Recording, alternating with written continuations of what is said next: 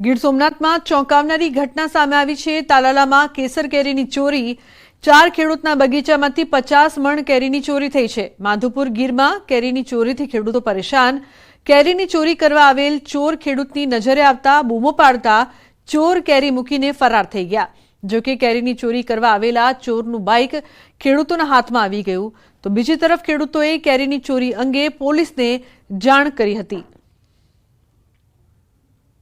आज सवार में हूँ आ वाड़ी आव्यो ने त्यारे 5-6 जणा बोली साइड थी केरी तोड़ता था अने ए लोको देखीने भागी गया अने ए रातना तोड़ता है अने 5 आयरूनी केरी गई अने ओछामां ओछा 20 मण 20-25-30 मण केरी गई है।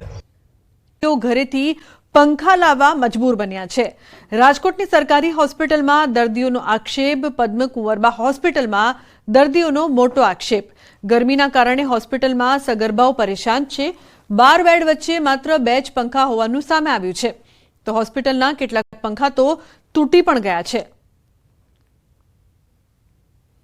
રાજકોટની પદ્મકુંવર હોસ્પિટલ છે તે ફરી વિવાદમાં આવી છે। હાલ આપણી સાથે અહીંયા જે હોસ્પિટલના અધિકારી છે, આપણે એમની સાથે વાત કરીશું। બેન, પંખા બંધ હોવાનું સામે આવ્યું છે, દર્દીઓને પણ ઘરેથી પંખા લઈને આવવાની ફરજ પડી હતી, શું આખી પરિસ્થિતિ?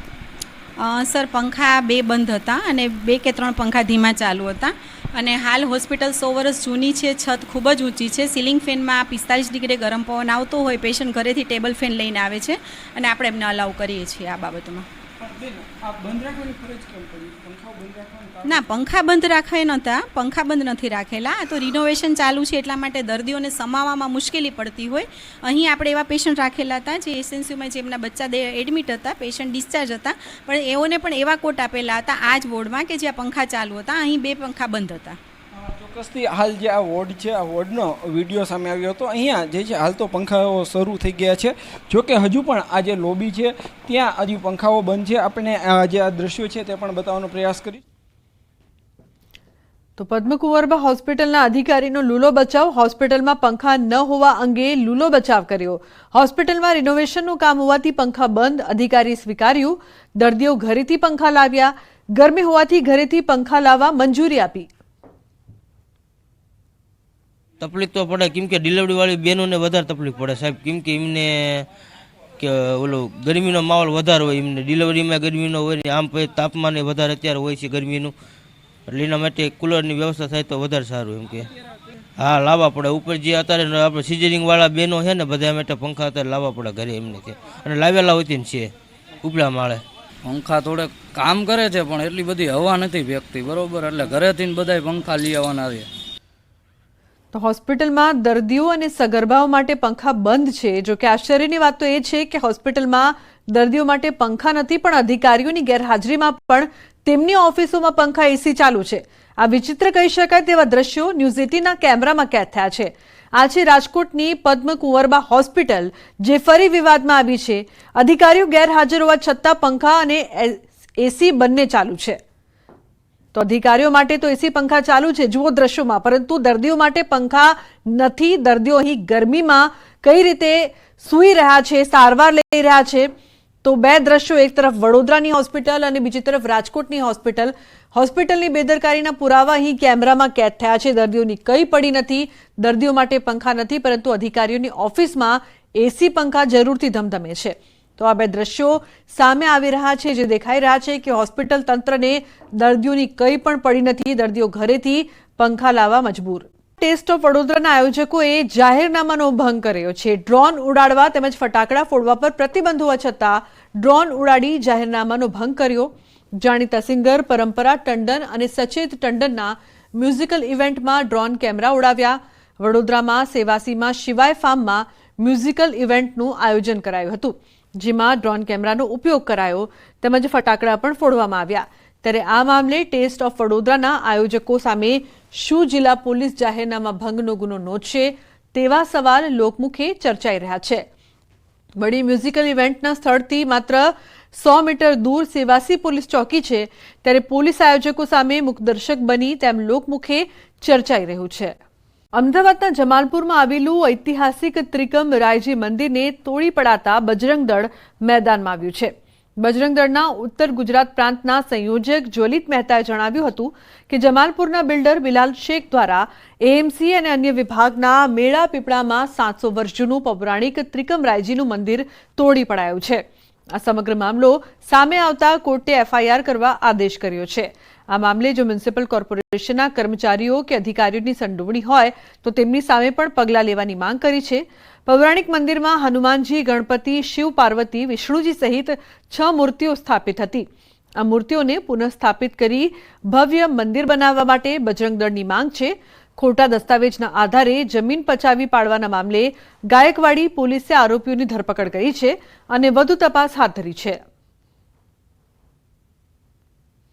મંદિર તોડી પાડવામાં આવ્યું છે 700 વર્ષ જૂનું.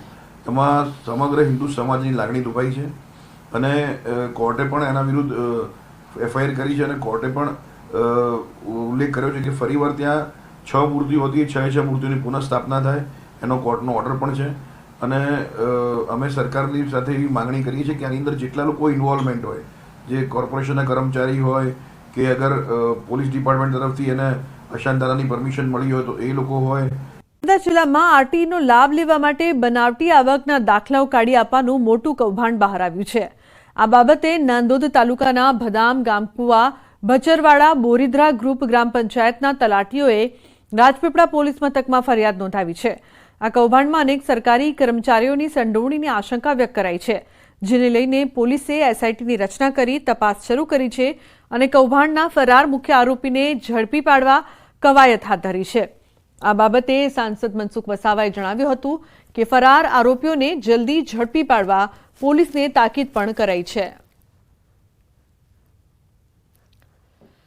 આવી ગરીબ કલ્યાણકારી જે યોજનાઓ જે છે એ યોજનાઓનો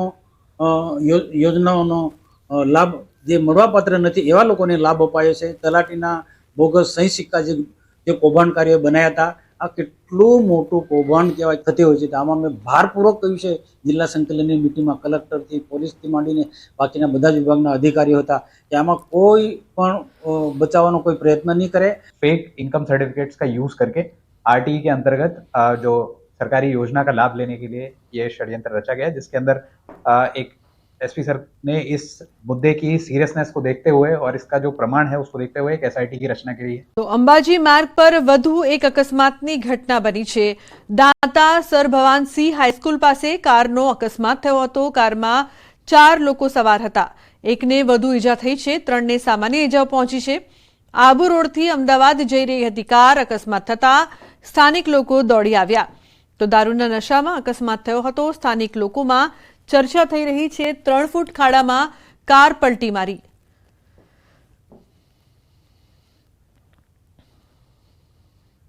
તો સદનસીબે કોઈ જાનહાનિ નથી થઈ. માર્ગ પર વધુ એક અકસ્માતની ઘટના. અંબાજી દાંતા માર્ગ પર અકસ્માત સર્જાયો હતો. પાંછા પેટ્રોલ પંપ નજીક ગાડી ખેતરમાં પલટી મારી. બીજી તરફ દાંતા તરફથી અંબાજી તરફ દર્શનાર્થે આવી રહેલ ગાડીને અકસ્માત નડ્યો. 5 જેટલા લોકો ગાડીમાં સવાર હતા. ઘટનાની જાણ થતાં 108ની ટીમ અને અંબાજી પોલીસ ઘટના સ્થળે પહોંચી હતી. ઇજાગ્રસ્તોને 108 મારફતે અંબાજી સિવિલ હોસ્પિટલમાં સારવાર અર્થે ખસેડાયા છે. સદનસીબે અકસ્માતમાં કોઈ મોટી જાનહાનિ નથી સર્જાઈ. રોડની સાઈડમાં કાર ખેતરમાં પલટી મારતા ઘટના સ્થળે લોકો એકત્રિત થયા. સુરતમાં બાળકના મોત બાદ ગંભીર આક્ષેપ કરવામાં આવ્યા. સિવિલ હોસ્પિટલમાં 7 વર્ષના બાળકનું મોત થયું. તાવ આવ્યા બાદ સારવાર દરમિયાન ઇન્જેક્શનના ઓવરડોઝથી મોત થયાનો આક્ષેપ. ડોક્ટરોએ કિડની ફેલ થયાનું જણાવ્યું. પરિવારજનોએ ડોક્ટરો પર લગાવ્યા છે ગંભીર આક્ષેપ. સિવિલ હોસ્પિટલના ડોક્ટરો પર આરોપ. 15 દિવસથી તાવના કારણે દર્દી નવી સિવિલ હોસ્પિટલ ખાતે આઈસીયુમાં દાખલ થયો હતો. તો પરિવારજનો દ્વારા ગંભીર આક્ષેપ કરવામાં આવી રહ્યા છે, પરંતુ ડોક્ટરોએ કિડની ફેલ થયાનું જણાવ્યું છે. ઇન્જેક્શનના ઓવરડોઝથી મોતનો આક્ષેપ.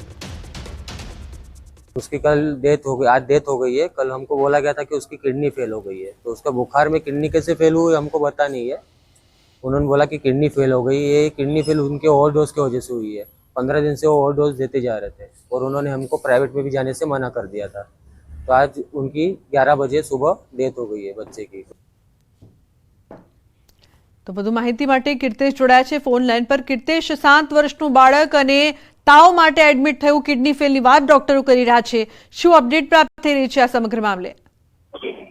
બિલકુલ દક્ષિણ ગુજરાતની સૌથી મોટી ગણાતી નવી સિવિલ હોસ્પિટલ ફરી એક વખત વિવાદમાં આવી છે. આ વખતે 7 વર્ષના બાળકનું કિડની ફેલ થતા બાળકનું મોત થયા હોવાનું સિવિલના તબીબો જણાવી રહ્યા છે. ખાસ કરીને પાંડેસરા વિસ્તારના 7 વર્ષીય બાળકને છેલ્લા 15 દિવસથી તાવ આવતા સુરત નવી સિવિલ હોસ્પિટલના આઈસીયુમાં દાખલ કરવામાં આવ્યો હતો. પરિવારનો આક્ષેપ છે કે જે ઇન્જેક્શન આપવામાં આવ્યું હતું તેના ઓવરડોઝને લઈને તેની કિડની ફેલ થતા તેનું મોત થયું છે. ખાસ કરીને આ મામલે પરિવારજનોએ હોસ્પિટલમાં હોબાળો મચાવ્યો છે. જોકે સમગ્ર ઘટનાની જાણ થતા પોલીસ પણ તાત્કાલિક હોસ્પિટલ ખાતે પહોંચી છે અને આ મામલે તપાસ શરૂ કરી છે. માવઠા અંગે અંબાલાલની મોટી આગાહી.